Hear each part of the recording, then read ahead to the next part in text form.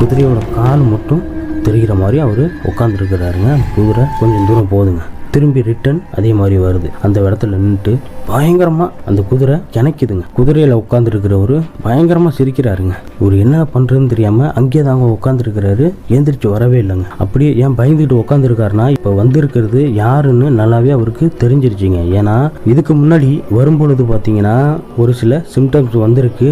ஏதாவது பயந்து ஐயா என்னை மன்னிச்சிருங்கிற மாதிரி ஒரு மன்னிப்பு கேட்டிருந்தாலும் ஒன்றும் தெரிஞ்சிருக்காருங்க. இவருக்கு பயம் இல்லாம இருந்திருக்கும். இவரு இந்த அடிச்ச போதைக்கு பயங்கரமா திட்டிட்டு மறுபடியும் அவர் போற வழியில அந்த கோயில்ல நிப்பாட்டி திட்டுனதுனால இவருக்கு யார் வந்திருக்கான்னு தெரிஞ்சிருக்குங்க. அந்த இடத்துலயே கண்ணை மூடிட்டு அப்படியே உக்காந்துட்டாருங்க. இவருக்கு வந்திருக்கிறது ஐயனார் தான்ங்கிறது நல்லாவே தெரிஞ்சிருச்சுங்க. கண்ணை திறந்து பார்க்குறாருங்க. ஆனால் அங்கே யாருமே இல்லைங்க. இவரும் கொஞ்சம் மனசில் தைரியத்தை வர வச்சுட்டு ஏந்திரிக்கிறாருங்க. ஏந்திரிச்சு சைக்கிள் எடுத்துக்கிட்டு